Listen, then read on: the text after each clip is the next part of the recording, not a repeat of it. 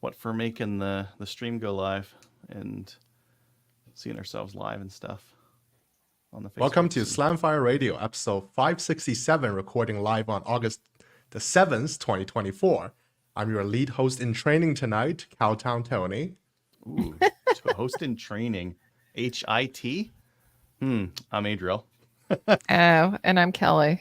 And we have no lineup here, so it means that... Okay, we'll just roll with it. What do you mean we have no lineup? Never mind. Just scroll down. I'm good. Just add some space. Yeah, We'll go with the document. We don't have a sponsor for what we did in guns, but let's start with what we did in guns. We'll go with Adriel first. Okay, I ordered some bullets for my 300 Blackout. And just some like heavy 200 grain stuff. So I can do some, subsonic with a little bit more oomph. And then I saw SFRC had a sale, 15% off of pretty much everything over the long weekend. And I was like, oh, what I've been looking at is that FPC, that Smith & Wesson FPC. I wonder if it'll apply to that. And it did. So I bought one of them FPCs. I got the shipping notice today, so next week, maybe my next show, maybe not. It's you should have asked me earlier. I would not recommend that. Yeah? Why? Too much plastic? No, just because Tristan, not SBI Tristan, our range, Steel Challenge Tristan, had some problem with his. As in, if he applies too much force on the forehand, it can actually fold itself.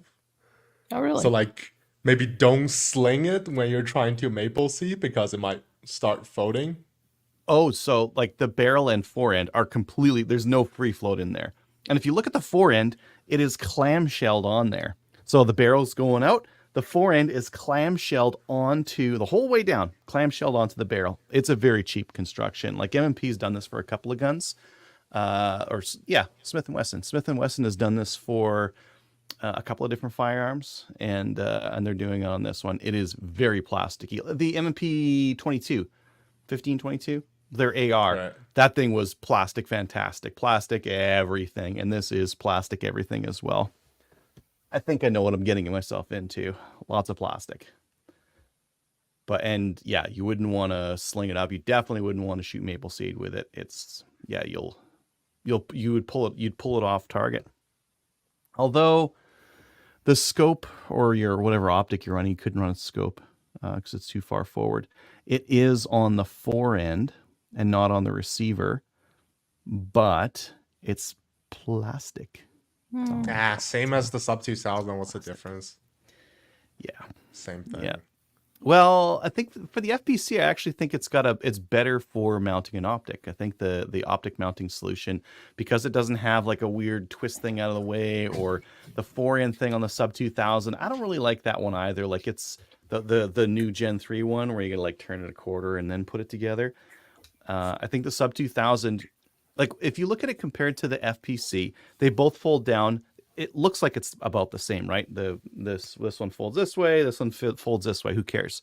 But I think the sub 2000 is actually the more compact, better way to store that rifle. Because if you put it in a case, it's not so thick, and thickness is really what is going to lose you room in a backpack or a gun case or something like that, right? The best analogy I can put it is it's more like a 1x4, not a 2x2. So you will fit a gun case because it's designed for flat-ish object. It seems to be better.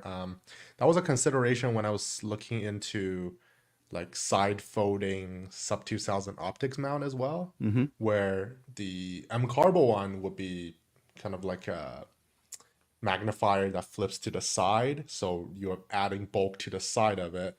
The Midwest industry is more like how do you say, it folds to the left and then you fold it and then it folds back, so it saves you some space. So there's always a drawback. Again, folding guns, it's all pretty plasticky. Yeah, I think for a little lightweight red dot, the FPC is gonna be the better deal. Yeah. Whereas the sub 2000 with a red dot on it, you can't quite fold it up, which isn't really that big of a deal. I don't think I'm gonna fold it up when I put it in cases. I carry all my long guns in long gun cases, so I don't think I'm gonna use that aspect of it. I'm just curious. And like everyone does, after you buy the gun, then I went and looked at the reviews for it. And yeah, you don't look at it before you buy, right? I went. No. I have a trusted reviewer on YouTube that's called the Hunting Gear Guy. I love his content. He Well, I'm just instructed me complaining to about buy a something lot of that, yeah, random I things. see so many other people doing when they go to my review. They've already bought the thing, then they go to my review and they're like, I don't like that. You don't like it. It's like, okay. Yeah. So I went and looked at some reviews and I noticed that there are a lot of like kind of crappy ones out there. And I think what happened is that Smith & Wesson sent out a bunch of T&C units out there. That's like tester units, right? They sent out free guns to a bunch of guys to review. They put an embargo on the publish date. That means like, okay, you guys get all these guns, but you can't talk about it until this date. So they all wait and hang on to it, and then they publish it. Because if you look on YouTube, like most of the reviews on this thing are all 11 to 12 months old. Exactly. There are very few that are newer than that. If you look at a lot of the most of the major gun channels, it looks like they got their review units. And I think that because they haven't updated their reviews recently, they lack extra context now that the gun's been on the market for a while. Because I think the things I've heard, I've actually heard really good things about it. I've heard good things about it in terms of durability over long run, over like lots and lots of rounds. I've heard better things for it than even for like the Ruger PC carbine, which can get a little bit, sticky when it's had some rounds through it. But yeah, so for the reviews, I saw conflicting information as well. I saw some people saying you can't use the AR charging, like the overcharger. You can't just one hand it or one side it like you would with an AR. You have to go over the top. And then I saw another guy doing exactly that, and it worked. So I think that reviews were put out without a lot of attention because people were just like, maybe they only had it for a couple of days or a week or something like that, and then they had to put this review out and get it out on time so that it's out with everyone else when they're doing their review, kind of a thing, right? So I'm looking forward to doing a more in-depth review. And one of the reviewers that I don't like all of his reviews, but I think his was the most thorough for this one was Such. Such's review on the FPC was way more in-depth than everyone else. Everyone else, they didn't even take it apart. None of them even took the bolt out. At least he took the bolt out, and you can see like how the thing was made. But a lot of the other ones, like none of the other ones I looked at did that. Some of them did like torture tests. Some of them shot like a bunch of rounds through it at steel that was like 5 meters away. Like really not useful stuff. Anywho, that's coming. Cabela's had a sale on today for their Wild Wednesday. They had large rifle primers. You could only get 2 sleeves, and shipping was atrocious. But if you do the local pickup, you don't pay for shipping. So I did the purchase online and pick up local kind of a thing. So there are 2 sleeves of large rifle primers because I need those. I have some, but I need more. I also have some large pistol, but no apparent use for those.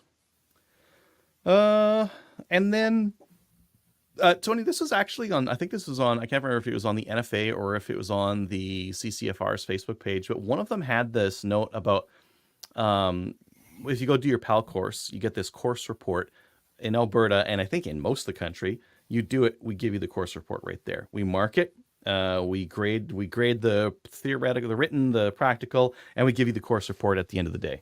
So you get it, you take it home, you scan it and upload it to the government and do all that kind of stuff, right? In Ontario, you have to wait some portion of time. So it looks like for some people it might be shorter, some people it might be longer. The maximum wait time I heard was 4 to 6 weeks. It might be a little bit less than that on average. But one of the guy who was complaining was saying like, hey, it's been 4 weeks since I did this and I still haven't received my course report. Because for the guys in Ontario, they do the course, they wait this however many weeks, then they get the course report mailed to them, and then they can apply. So slow. That would be correct. I think maybe Kelly have some, I don't know if when you did it was a thing, but I just recently convinced a friend to get his PAL. Yay! But too bad he is actually going to university again in a different city, so he probably can't have a gun. Anyway, so he did the whole process and correct. So their equivalent of a HIA, so to speak, will send you the course report weeks after you've done the course. I don't understand why, but it's just how they do it. So they basically have a 4 to 6 week mandatory wait period before the 4 weeks mandatory wait period. So like you just increased your application time, well, your whole process by 1 whole month. His is about 3 weeks. That was the estimate given to him, and it was about correct. But yeah, it could be up to 2 freaking months. So that's 3 months before the RCMP even touches your file, which seems crazy. But in comparison, for me doing the upgrade in Alberta, it was like 28 days door to door, which is pretty good. That was your time from like applying to getting your license in the mail? Correct, but that's for upgrade, so there is no mandatory wait period for that. So that was pretty decent. I mean, all my other students who are doing their PAL course, they got theirs in 6 weeks is the average right now here in Alberta. That's from application to card in the mail. That's pretty good. Yeah. Anyway, so yeah, I got some stuff in the mail. I might have bought some more things, and I'm just forgetting about it. Actually, I'm pretty sure I did, because I bought like a couple of my buddies were doing like group buys and that kind of thing. I threw a couple of extra things in there. Adriel spending money like this. Well, there was, don't know where I spend the money at, but I spend money. Yes. Someone bought some stuff from True North Arms. It's like, oh, I bet you I could get some stuff from them. They had those like nano brakes that I can put on the Surrender Blackout. So it's like, yeah, I'll get one of those. And then, yeah, I've got a buddy of mine who has a Smith & Wesson M&P pistols and doesn't really shoot them. So I might borrow his mags. The idea with this FPC, one, to review it, and the other is maybe if I can convince my older son to use that instead of my 223 for 3-gun, I'll have my ammunition costs, because my 9mm is like wages. It's less than half the cost of my 223. You gotta teach him how to reload. There's your problem. You want to shoot? You gotta make your own ammo. Here's the components. Go. No, he'll just reload squibs and blow the thing up. It's not on a Squirtle B or on my Loadmaster. It's pretty simple. I just lean in, put a bullet, do it again, just repeat it. Knock on wood, fingers crossed. I haven't done it yet. I haven't blew myself up yet. Just a matter of time. Anyways, that's it for me. How about you, Tony? I've shot factory squibs. Well, not factory, but remanned ammo squibs. I haven't shot my own squibs yet. Just like Adriel, I bought some stuff from SFRC. 6554 Manlicher Schoenhauer stuff. Got some bullets, got some powder. I went with pretty much the cheapest powder you can get that's recommended for 54 MS. H380, I believe it's what it is. That's the cheapest right now. I was blown away by how much cartridge. The 3031 was costing right now, because 3031 is like an old powder and it's so expensive right now. I forgot if the 3031 is considered as a part of the Extreme series of powders, which basically you couldn't touch under $75, I want to say. So like $48.95. I think 3031 might be Varget. But Varget too. I've for 223 I'm mostly loading H335, CFE 223. When Cabela's had the blowout on the Ram TAC, I got some Ram TAC as well. So that's been working fine so far. I didn't do much shooting, mounted the Golden Eagle on the Mossberg MVP 223 again. Biggest scope for the smallest gun, so also was the sunshade. It's great. I haven't taken out shooting yet, but hopefully soon. I don't know. You can see a lot more stuff in your community. I live next to a ravine, so it's like, oh, on the other side of the ravine, like a mile away, there's a picnic table. It's like, okay, that's cool. So things like that. It's very hard to handhold. Like the eye box is very, very, very tight. Sold a gun. I sold a lever gun. I never shot. It's a Rossi, and I think they might have designed the box very cleverly. The external diameter is 99 centimeters, so it just squeezes under the Canada Post oversized category. And the RCMP multi-factor authentication was a chore oh my God, you got to do your GC key login, which now you have to MFA for that. So you go into your app, and then you have to log in for IWS, individual web service, and then you have a MFA for that on your email, and then you have to put in your date of birth and your PAL number and the place of your birth. And I and for whatever reason, the password rememberer doesn't do that part properly. No, I think it only remembers. Mine screws it all up. Yeah, I don't think mine remembers my PAL number, but still, like I need to put in 5 passwords just to verify someone's PAL. No wonder people are not like willing to comply with. Like, this is way too much work. Make it easy. Like, I don't know. Like, why is it so difficult? Since when did you know the government to make anything easy, especially for gun owners? Well, isn't ATT attached to your license a thing? That wasn't I thought that was a thing, but since it's still a thing. It's still a thing. You can still get your to the range and back attached. Correct. I never experienced the long registry, so. Oh, that was a pain. So I dodged that. So maybe that, I don't know. Maybe that's something, I guess. And I found in the individual web service now you have options to get your ATT online. I don't have a restricted, so it doesn't really apply to me, but I think it's pretty fresh. I don't recall seeing that like 2-3 months ago. Yeah. So that's interesting. I used it for my PAL instructor ATT. I filled in the stuff. I'm like, yeah, that's me. I do this, and then I got it. I thought you get a long term for that though. Oh, you can request long terms on there too. Yeah. I got until my license expires, and it covers any restricted guns I need to use for the course to anywhere I need to go to the course. But they have to be disabled. Is that a requirement? No, that's not a requirement. It's just for a course gun. Course guns. Maybe when I have a restricted, I'll use that. Seems so far away though. Yikes. Maybe I'll get. It's still not. I guess this will become a weekly report. There's still no restricted FX9 in the country at the moment, so not yet. I don't know. Am I gonna try to shoot my K9 for the last time as a send-off, maybe just to test it before I either archive it or get rid of it. It's still giving issues, right? Oh, I forgot to bring it on the show. I'll show it next time before I clean it. It's like the whole slide was the holographic effect. It's a rare Pokemon. Just because from galling and that kind of thing? Not from a galling. Well, galling's on the bottom of the bolt, but like just blowback coming out the sides. Like flame paint on the side. Anyway, that's about it. Yeah, might go to the range this week. We'll see about that on the weekend. Cool. Kelly, what about you? I did not go to the range this past week, but I did a bunch of things. So I did head out to the Maple Seed Locker, where we have all of our targets and everything stored, and it was an interesting traveling experience. I went to go and open up the storage locker and only opened up 1.5 feet, and it would not open any further because some of the targets, the boxes got moist and it fell against the door, so it blocked it.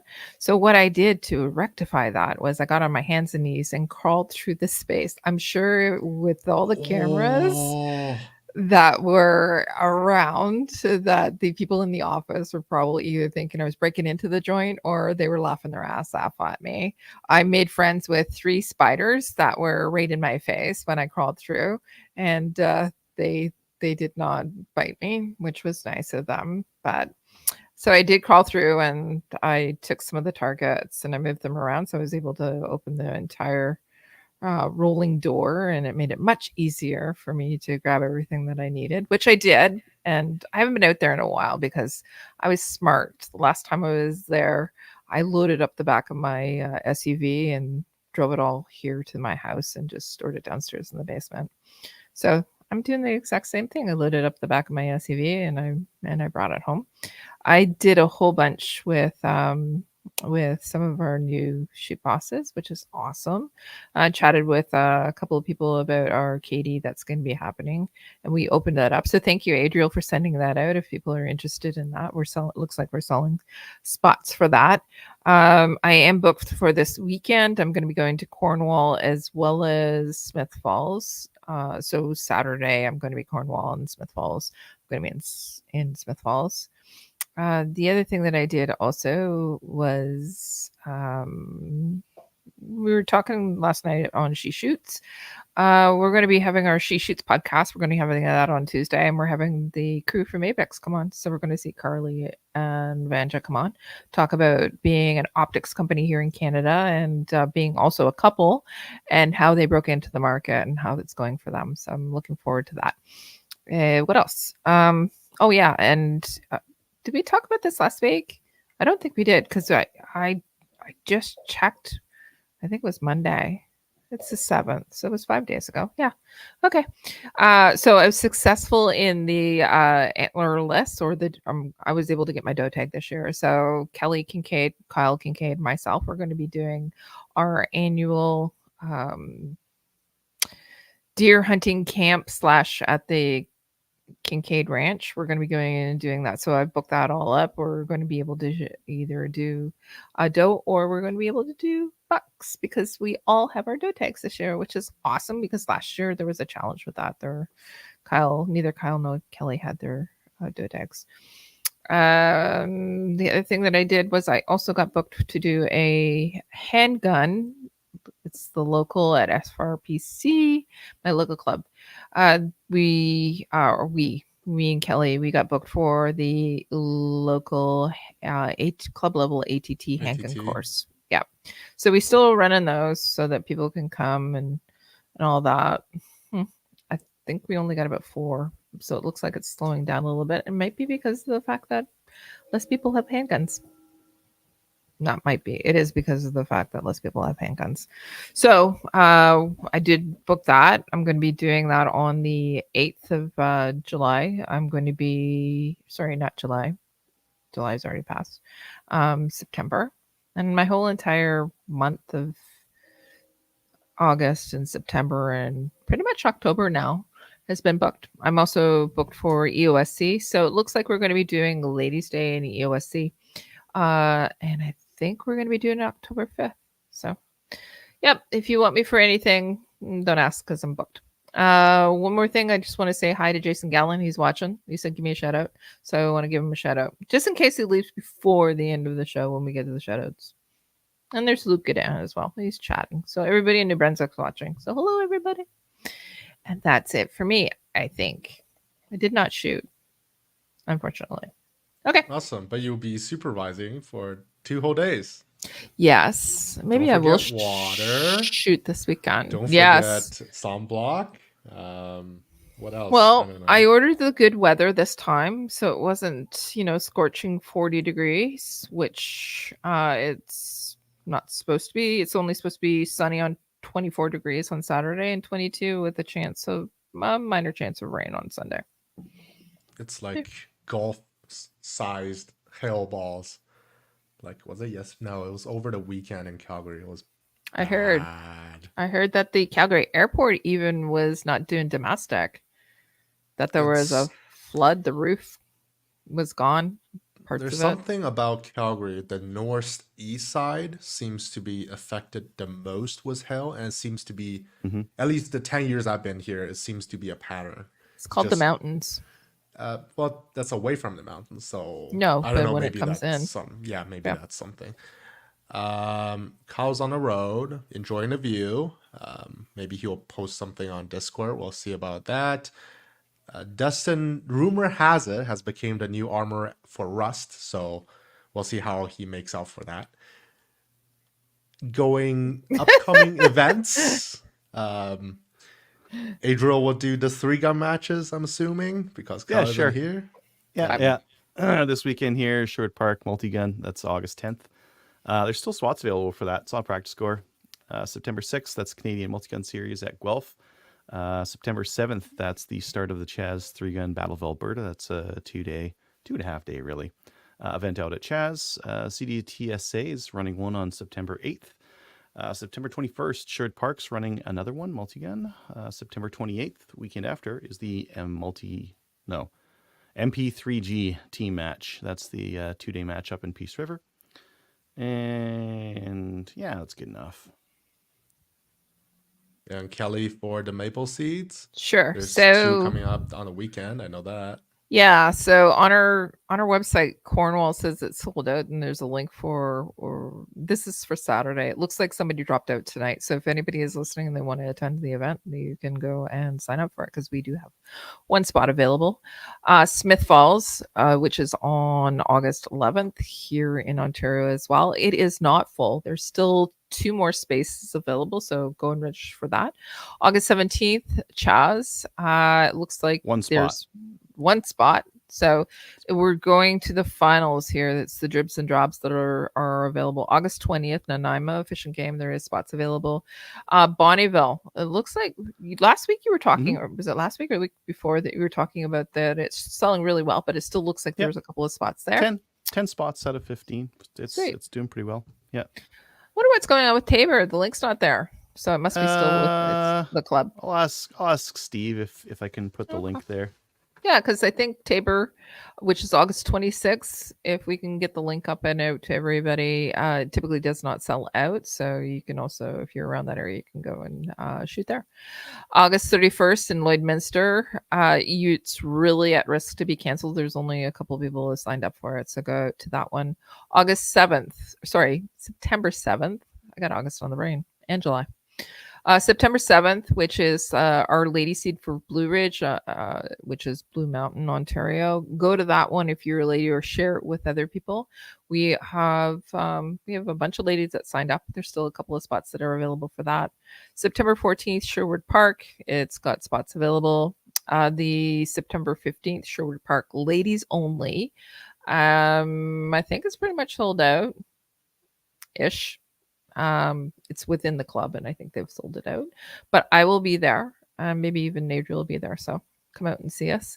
And then I'm just going to finish out September. September 21st is Broken River, a game and fish. It's going to be opening soon. September 26th, Lone Butte, women's only. I will not be there. That one's going to be with Darren Ostapowicz. So go on out to that. It's in BC. And September 28th, you got Chaz. And the 2 that I want to end on are September 28th, also at CFP Borden, which is a regular 25 meters Maple State. It's a regular event. You can sign up for that. There's still a couple of spots that are available, but we're almost sold out of that. September 29th is our known distance here in Ontario. It's going to be a CFP Borden as well. You have to be a rifleman to attend. We are about halfway sold out of that, but come out and see us because there's going to be really cool people at this one. You're going to be able to see myself. You're going to be able to see Rick. I'm including myself and the cool people, by the way. You'll be able to see myself. You'll be able to see Rick, as well as Dave Cracky, Random Dave from the show, and then a couple other people. So come on out and see us. There's some really good shooters as well. We'd love to have you. That's it for Project Maple Shade until the end of September, anyways. What about HGG firearm training? Still any spots? I got some spots for the restricted one this weekend. That's on the 11th. The non-restricted one is full. Sounds good. I guess there's a new segment since I'm here because I guess I'm the steward of BTSA for this program. Any Oakley Day coming up this Saturday. All right. Women's Program 2024 at the BTSA. I believe today is the last day to register. So if you're listening live, go check it out. I believe there's still like 3 spots left. And the following Sunday, Steel Challenge weekend match, all 8 stages at the BTSA as well. So that's it for upcoming. I guess I have a side non-gun related upcoming events. Remember the Calgary water main break? I suspected at the time, it's like that pipe must have reached its end of its service life. We had a break, catastrophic failure. In the 300 meters that it inspected, there are 5 more hotspots. They said they found like 10 more now. So they're going to plan and shut that down, return us back into stage 4, which is the maximum you can go for water saving. And yeah, so your lawn is very dead.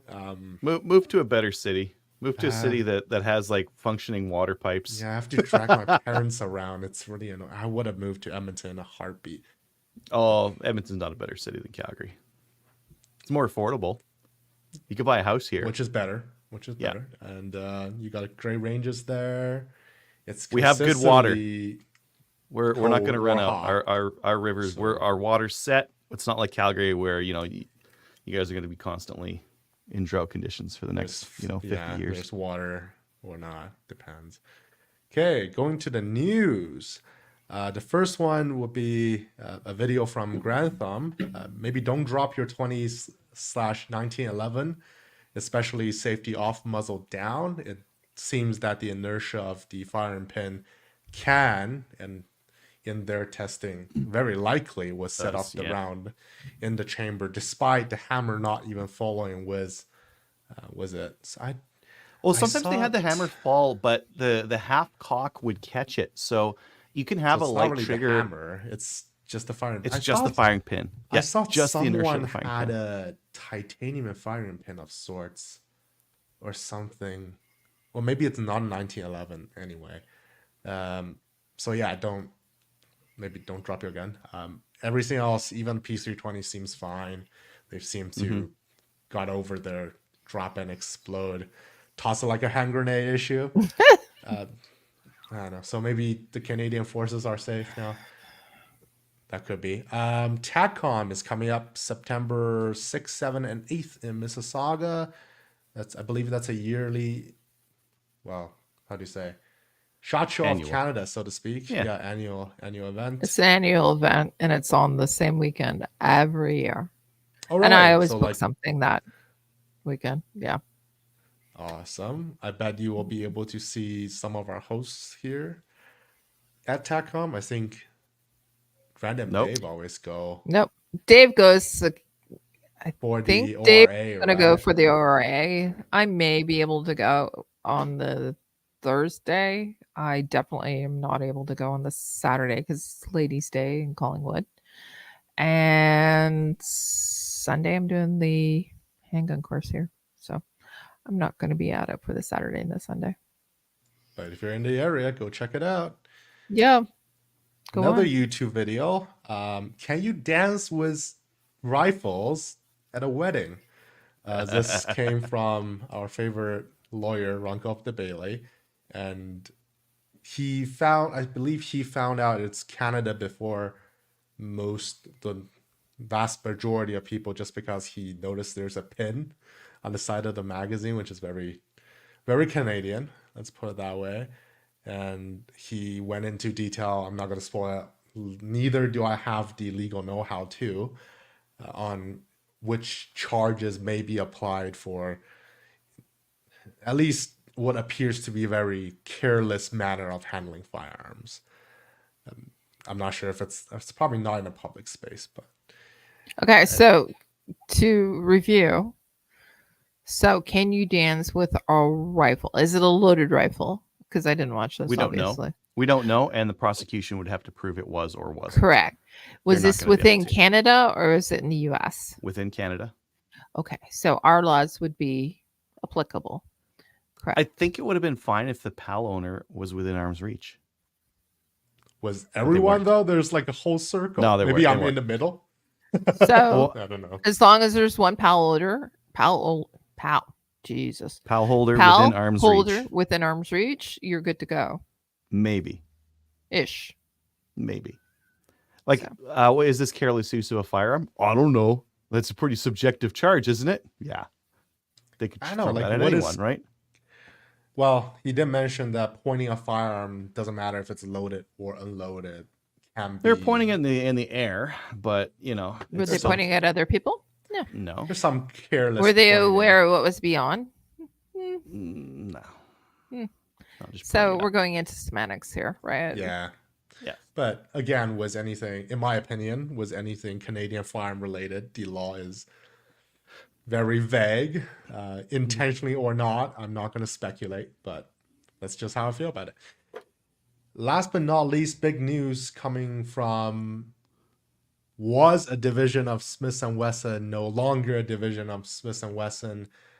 Thompson Center is making a return as a firearm manufacturer. I was late to this news. I saw some of the earlier video that came out. It's actually about 3 months since they've released this initially, and I didn't even know Thompson Center was like dead. But I guess when I started to know them, they're already kind of neglected in a sense, and I only learned more about them like for the TC Contender from Diversity Dave. The first gun I known from them was the TC Compass, so like simple hunting bolt gun type of thing. But the new owner is Greg Ritz. I hope I pronounced his name correctly. And he was a CEO of TC in the mid 2000s. Continues to be the executive, a high level manager of the hunting division of Smith & Wesson. So he's got quite a bit of the background in running Thompson Center and, well, what Thompson Center has become. So they're kind of returning it to its roots. From what I understand, Greg is also a New Hampshire. Oh God, English. He was originally from New Hampshire, and Thompson Center is from New Hampshire. I will recommend the video by Thompson Center Arms on YouTube, and they have a pretty in-depth look at the process of buying out a company and moving it back to where it's from Massachusetts. So originally the factory was in New Hampshire. They moved to Massachusetts to join Smith & Wesson. Smith & Wesson moved to Tennessee. So they're just, I don't know. I think there's still maybe like a historical building for Smith & Wesson that's still in Massachusetts. I'm not too... That video was primarily like them showing off a bunch of old guns that were like, oh, this is the first one of this, or this is a really unique thing of that. It's like, yeah, who cares? Like, when are you going to get this thing up and running and, start doing stuff again? Still pretty cool though. I've heard they're going to start selling parts and accessories fall of this year, and full guns should be coming out in 2025. But here's the odd thing. In the video, they've also shown how much work in progress parts they have, serialized receivers, barreled actions. Like, you killed this brand, but you have so much inventory left. I don't know. Maybe I'm not in that business, so I wouldn't know. Maybe it's for warranty purposes, things like that. Yeah.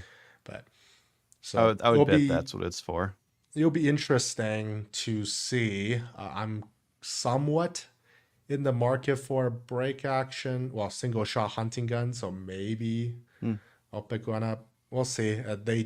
I'll say the Thompson Center Contenders, in comparison to, for example, the CVAs, the Henrys, they do look kind of fancy. So they're better, just straight up. I had an Encore. In 7mm08, and it was amazing. Like really super solid. Like I felt like just one big chunk of steel, and I really liked it. But I just changed guns all the time. If I just had to shoot with one gun, though, that would have been fine. Here's a question. You don't need more than one shot. What gun have you held on to the longest? You still have maybe. I have my grandma's 22 here. That's probably it. That you have bought. That doesn't have any connection to your family per se. I have to get back to you on that. Maybe 10 years. Maybe 10 years. Guns. Don't even remember. Anyway, so yeah, if you're interested in contender barrels, Encore barrels, Thompson Center parts, blah, blah, blah, blah, blah, blah, blah, or if you're looking into buying a new production Thompson Center, stay tuned. So that'll be interesting. That's pretty much it for the news. Going to new gun stuff, brought to you by Bullseye North. Need a new boomstick? Bullseye North is Canada's shooting superstore and a proud supporter of the CCFR with a wide selection of gun and top training gear for any shooters. Free shipping over $250, which includes ammunition. Some condition would apply, such as oversized or remote areas. They also have $17 flat rate shipping for orders below $250. Subscribe to their weekly newsletter to get the first access to the hottest deals. And this week, I guess I'll let Adriel do the screen share thing.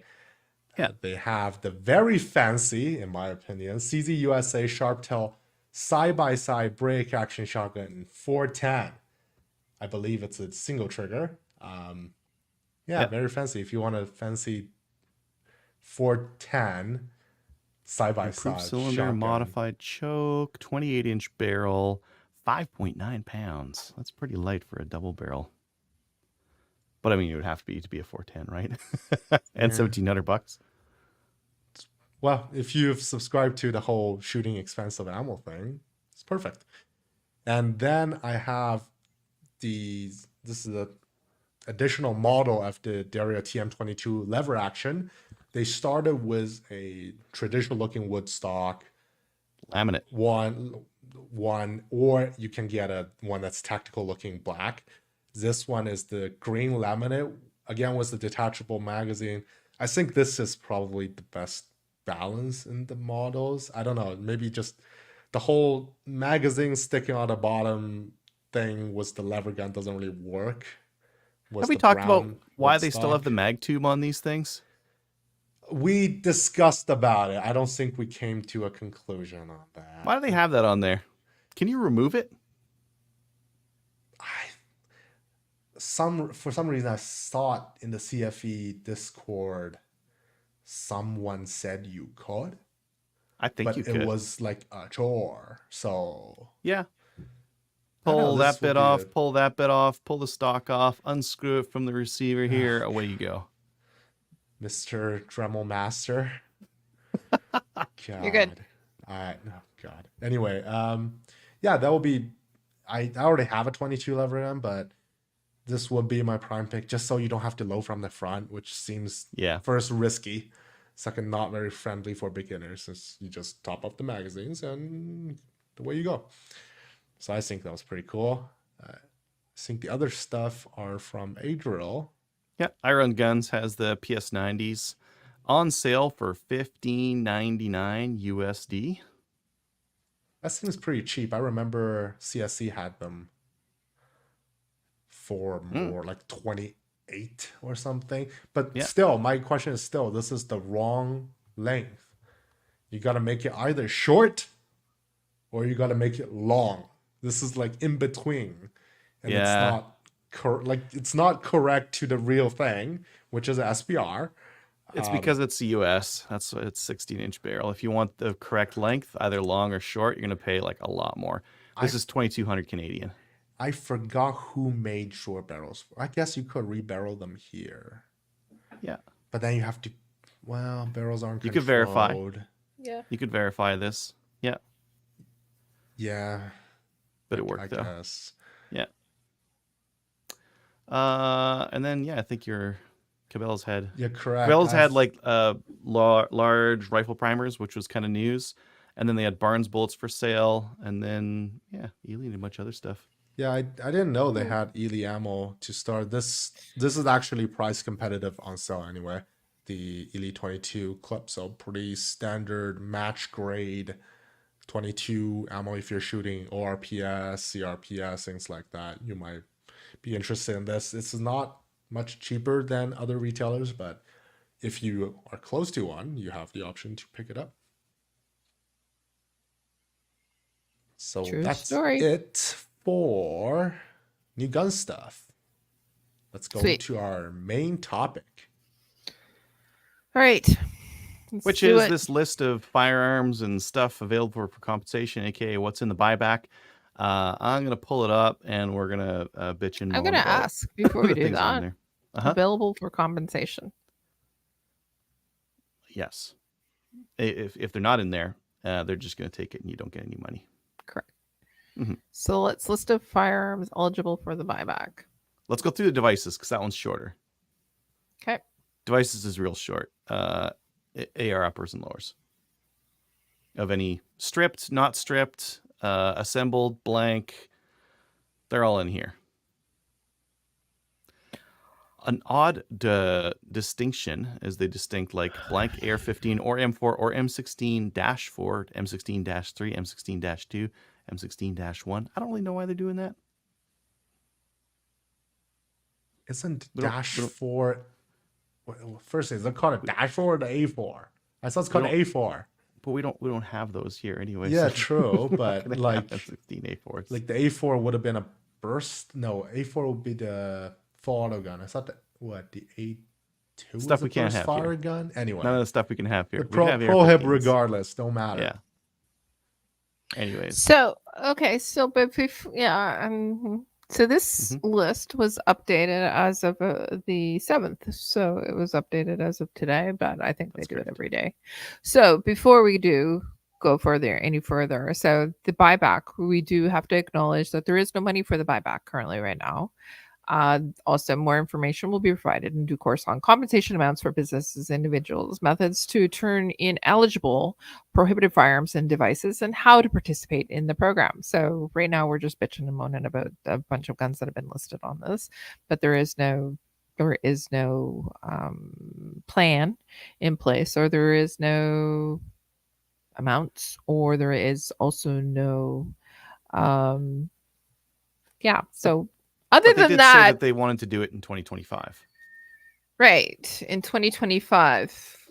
Right. So, yeah. So let's see what happens with our... Yep. Okay. Let's go forward. Let's look at the guns. Let's bitch and moan about those. Right. Cool. Ruger Mini 30s and Mini 14s and other names for them. Weatherby Mark 5s. All of them. Hunting gun on literally the fourth line. The fourth line. And not just the ones that are 460 Weatherby. All of them. That's an interesting thing I want to talk to you guys too about. It is, for example, I pulled up the crazy freaking document that the RCMP provides you, because it's like a PDF that's how many pages? Like 100,000 pages or 10,000 pages? Long. Yeah. No, more like, yeah. Anyway, it's 200 freaking megabytes. Like the Adobe official PDF viewer can't even handle the search function. I was trying to search by FRN, the firearm reference numbers. Won't do it. You got to use Armalytics. You have to use Armalytics. A private company has stepped in where the government give me will the page number. But anyway, so I found was the glossary thing. The 3079 FRN, so on screen here, Weatherby Mark V Deluxe, the specific model made in Japan by Howa. And this is the interesting part. On the website, Canada.ca only says 3079, but for the FRN, only the 3079-5 and -6 are chambered for 460 Weatherby and are listed as prohib. So here's the issue. Why on the website it doesn't say 3079-5 or -6? It says the whole thing. So I think I would, if I'm reading this, I would say the whole Mark V series built by Howa would be eliminated. And to be honest, how do you kill only the 460 Weatherbys? Because first, they're official by Weatherby. So no, they're just killing them all. They're just they're gonna kill them all. Any of the models that would take 460 Weatherby get even if in this. You argue that they're only going to take the 460 Weatherbys, it's only a barrel swap away from becoming a prohib, which is technically all guns, but anyways, true. But yep. What else we got in here? Continental 1. I've never heard of it. Imperial Magnum Sovereign. This sounds like these are probably some fancy elephant guns, right? From England. 89 African. Yeah, that sounds big. Haim Express. That sounds like a shoulder buster. DP64. I think this is a grenade launcher. I think I looked this up. It's a grenade launcher. Why is it called a Russian service? Because it's a Russian army rifle. Or, whatever here. Also, some manufacturer listed as recoilless rifle. Like, what does that? Yeah, that's not a grenade. It's a make. grenade launcher. I don't think we have those here. I don't think we have this firearm in Canada. There's an FRT, so maybe someone imported one at one point, or maybe like a museum has one or something. Yeah, Here's a question: does it include a Buttmaster? Nope. Oh, really? You searched? Okay.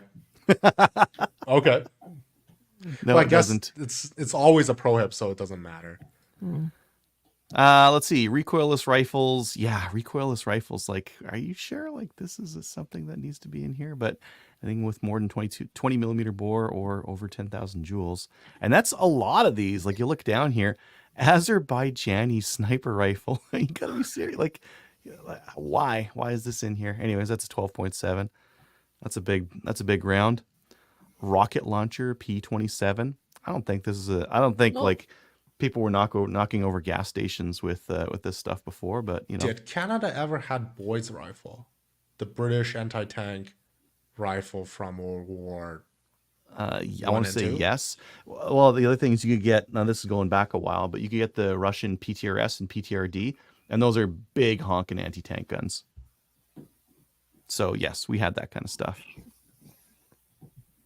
as well as 50 BMGs and all that kind of stuff. A bunch of Colts. What else we got here? Some recoilless rifles. Some other stuff. You're looking here. There's a lot of stuff where it's like hunting rifles and rocket launchers.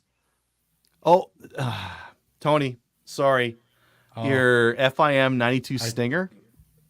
It's prohib. What do you mean? I want to go against tyranny. I want to use my anti-helicopter device. You know, the police, they at my door. What do I do? Stop locking onto the commercial airliners. Yeah, anyways, those are now prohibited. Were they not prohibited? I don't get. Like, maybe the maybe launcher wasn't. body. You just can't have the. Yeah, you can't have the. But even the launcher would have. You can still lock onto things. It's gonna make noises, right? Yeah, I'm pretty sure that there's components on that launcher that would be under other regulations, radar emissions and that kind of thing. Because like even if you could own one of these before, which I don't think you could, locking onto that would be a fun day at the airport or whatever, right? But I don't think. Well, only the military jets would have detection mechanism, I think. Yeah, and they would. They have missiles that can find the thing that detects. Anyways, you know, who cares? Aero precision. Just pistol. So that's their probably AR the pistol. AR. Yeah, the AR pistol. Yeah.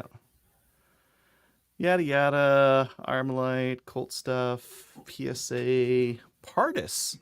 Okay, so this is not an AR. No, that's a shotgun. Yeah. Pardis makes shotguns. They don't make ARs. This is a shotgun. AR platform though, according to them. Ultra match. RPG, man. yeah, favorites. Not my What RPG. are we gonna put on the back of our Toyota Hilux now? Purdy double barrel. Now I would be pissed if I had a Purdy and it got prohibited, and the government demanded to buy it back. What are they going to pay? Are they going to pay the $100,000 that these things cost? Just ask Jim Shockey. He would know. Yep. Parker Brothers. Oh boy, I'm not anywhere here. I thought I was like getting down to the S's and M's. I thought it was in the middle here. M14s, yeah, ARs. Type 84, DPMS, lots of those. Which Rugers? Number one. The number one. The whole series of them. It's a single shot. Yep. Falling block rifle. That's a very classic looking hunting rifle. I'm surprised the TC Contender is on the list. Was no one tried to? No, I don't think so. Did no one try to blow one up? No Encore Contender. How big is the Encore? No Contender. It's bigger than the. No, I know, but how big do they make it? Well, like 300 Win Mag and all that kind of stuff. It's not big enough. 460. 460 Weatherby is just another barrel, right? Mossberg. Let's see what Mossberg has. There's the 702 Plinkster Tactical 22. It's a very specific one. MMR Tactical, MMR Hunter, 715 Tactical, 715P, 750P Duck Commander. The Duck Commander. What? Mossberg makes all kinds of weird trim levels of these things. Yeah. H&K. U.S. mortar. XM224E3. This stuff's ridiculous. No one has this an crap. experimental thing. How would you have it? The only place I can find this is in our The regulations. law. Grenade. Whoops. Let's try that again. I saw it was a smart grenade launcher. Yeah, it's some prototype, it looks like. Double barrel grenade launchers, prototype grenade launchers, ARs. I would imagine the most of these are Macmillan M1As. It's a CQA. Yeah. Too bad. CQA. $699, $650, depending when you bought one of those things. Never had one. I probably don't want one either. No, they're great. They're solid. They had a couple parts that were not quite like compatible, but for the most part, like you could swap things out. Anderson CZ858. That is too bad. SimOS, Nareen. Although these guys make some big rifles. 50 BMG. Yeah. Yeah. That's the one I recommend Kyle getting. I think it's a turnbull. It's not a screw on. I don't trust screws. Underbarrel grenade launchers. Polish underbarrel grenade launchers. Matches great with your Prohib AK. Yeah. So I bet that what they're going to do is they're going to say the conservatives are going to put grenade launchers back on our streets. And RPG 7s. That's great. This bill was banning the zombie. Oh, that's very early 2000s. And, Polish grenade launchers and the CPC are going to put them back on our streets. Yeah, Anywho, yeah. If you want to see if your firearm's on the list, go take a look. And it's already been out. Like this is all kind of been pre-said. This is just more official. This is all the stuff. Or just use Armalytics. Search for it. It will give you a yellow line says affected by ban. Very handy. Also, listen back to our episode where we had the creator of Armalytics on the show. This says this says AR platform Adler J220, but when I Google it, I get a shotgun. Weird. Must be a mistake, hey?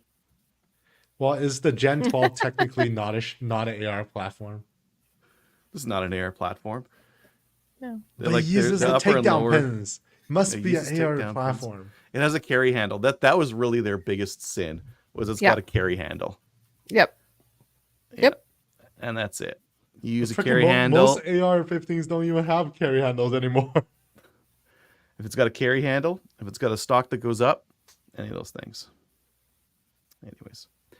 Yeah, if you are like blitz drunk and you squint, kind of look at it and it looks like an AR-15, AR-15. Anywho, probably about enough bitching and complaining about that list. That's amazing.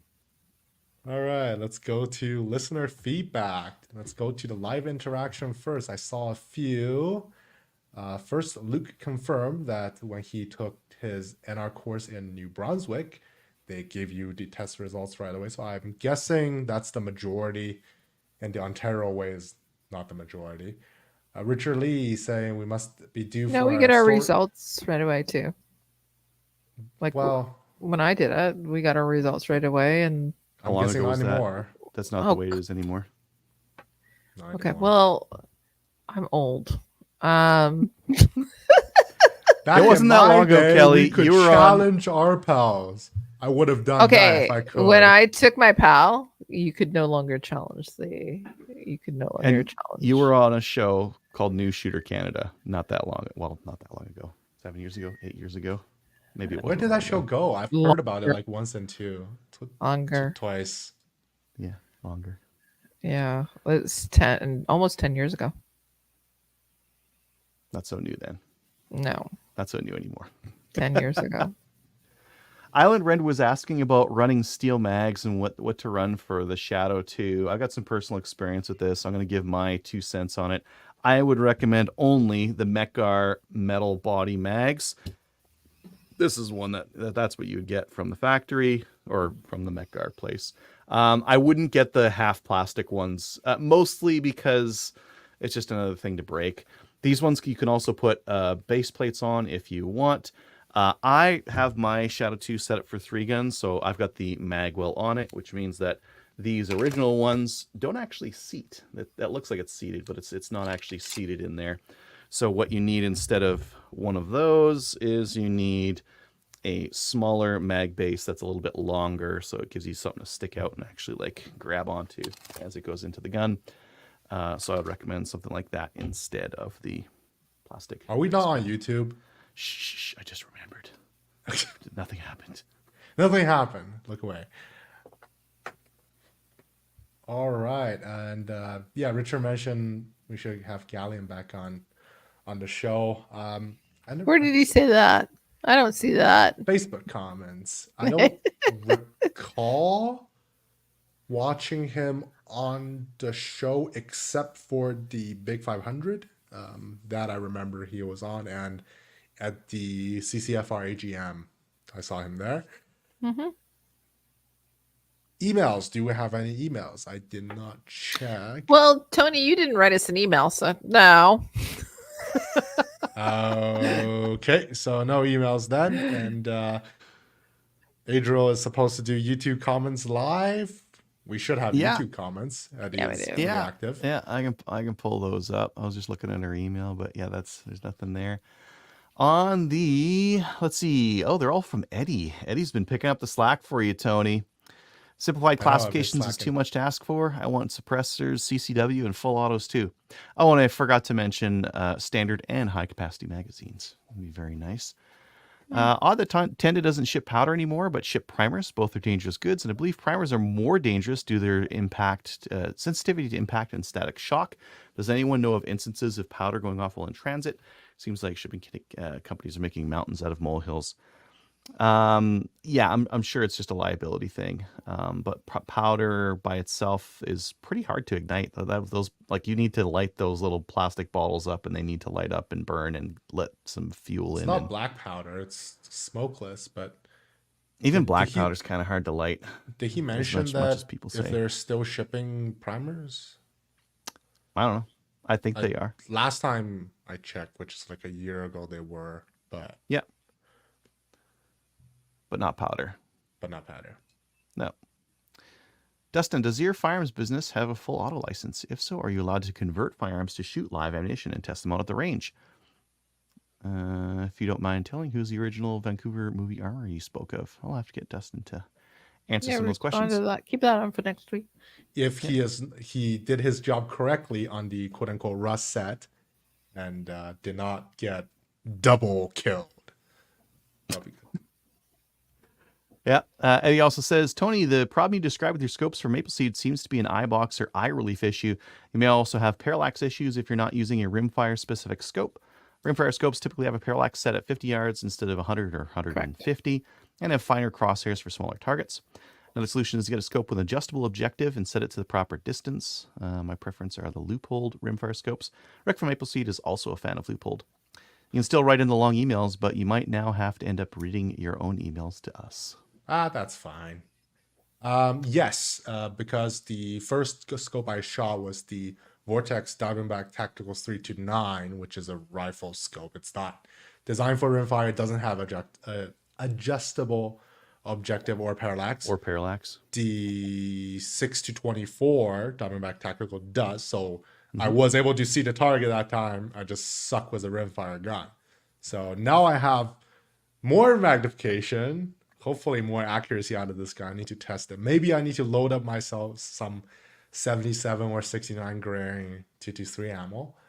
And I do have which, I don't know, maybe the madman at Vortex is as crazy as I am. The objective actually goes down to 20 yards for a 15 to 60 power scope. So yeah, I don't know. I need to stick a target there and see how big it will appear. Maybe like the wobble will actually get me like to the next target kind of thing.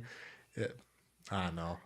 I'm gonna shoot if there's a known distance in Western Canada. I'm gonna shoot that was this. I think that's a good rifle to use. Or the pump action, but the pump action will be hard to run was a sling in the front. So yeah, maybe I'll make a shot, use my right hand, pump it. But then what's the anyway? Maybe. Well, we'll see. Maybe I need a more generous time slot. cool.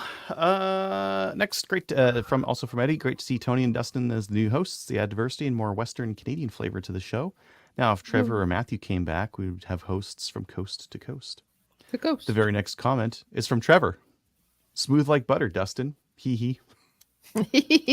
Eddie was asking if there was an inside joke there. Trevor says nope.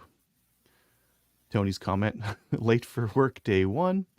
That's okay, they'll just dock your pay. Yeah. Or pay you nothing. And that's all of them. Yep. I don't see anything from Facebook reviews. Instagram, we haven't posted in a while. Discord, it's mostly ourselves at the moment, but join us at our Discord channel. Finally, we have what people bought from our Cabela's and Brownells link. There was a 2-pack of combination log from Magnum, a men's hockey breacher. I think it's like a sweater or something. Plasma lighter, Pursuit camel armchair, cool. And I guess from Brownells, there's way more cool stuff. A BCM gunfighter M-Lock CAG? KG? I don't know what it is. I tried looking it up before the show. I couldn't find it. Okay. And then a carrier key staker. Interesting. Did you stake your carrier key, the gas key, on your Raven? Okay. I may have. Yes. I used center punch. Oh. I'm not going to use a staking. You don't have to, but if those screws come loose, you're screwed. It could jam up in the gun and not let it come out. It will cause gas leakage, which will cause short strokes, which will cause jams on your big match of the year. Nobody wants that. Yeah. So, and you don't need to take the gas key off ever. So that's why people stake them on. It's like a semi-permanent way of like, this is never coming off again. Red Loctite is not good enough? Not red Loctite. You would need the high temp stuff because it would get too hot. It would cook off the red stuff. I do have some high temp stuff, but I used my center punch on the with a little bit of material, and I peened it in on the keys, so it's not, or on the Allen keys, really, Allen bolts. That's so they're not one going more anywhere. thing I need to do. I kind of want a Raven silver gun, but anyway. Richard is commenting. They banned the tow missile, the javelin, and the stinger. So the range day is going to get boring now. Sad. How are we supposed to protect ourselves in an event of a Red American Dawn invasion. event without the javelins? I don't know. Use your superior warrior spirit, and your SKS was your spiky boys. I guess. We have an affiliate link to Cabela's and Brownells on the side of slamfireradio.com website. By using the link, you will support the show, and we'll talk about your purchases anonymously at the end of the month. Hopefully, we'll keep up that tradition. We haven't done that for like half a year. Yeah, We're back. Well, We're back. We got the link back on. Link, right? Yeah. Awesome.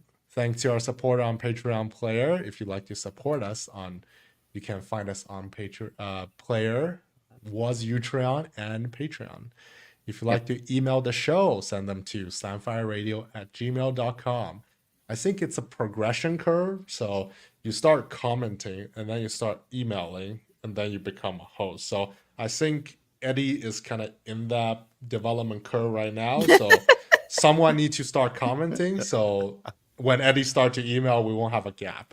Okay, that tends to work out. We have shout outs and recommendations. We'll go with Adriel first. I was just hoping that Kyle has his day blessed by the mag seating gods for his upcoming matches. He shared his video on the Discord and with us afterwards of his last match where the mag seating was challenging. That was rough. Should have got a drum so he got more impact. Yeah, all the way it in happens. There. And he can have a full drum now. Kelly? True. As I said, I wanted to give a shout out, huge shout out to Gallon, because he texted me and said, give me a shout out. So he's still listening. He's around the campfire right now. Hi, Gallon. Miss you. Miss your face. Truly do. And that's about it. What about you, Tony? Gallon, come on the show. He said that nobody has invited him back. We're not supposed to invite him back. Oh, anyway. Kidding. Okay, I'll give a shout out to our commenter on YouTube, Mark O'Connor. He says, keep it up, guys. Nice to have some Canadian gun talks. Thank you for commenting. Cool. And I have a recommendation for the, again, back to the Thompson Center comeback story. There was a podcast with WCB, sounds like the worker compensating board, the working class bow hunters. So they had a kind of podcasty interview thing with the TC new owner. So there'll be a little bit more information on how I don't know. When I heard about a topic I'm interested in, I start to go deep into it. So I thought it was interesting. So it's worth a recommend. Cool. Last call. That's it. Mm-hmm. All right. So we're going to sign off here. Join our Discord server. As I mentioned before, watch us on Facebook, YouTube, now Twitch. Well, maybe not today. And Player. Join the CCFR, and we'll see you next week. Bye, everyone. Later. Good night.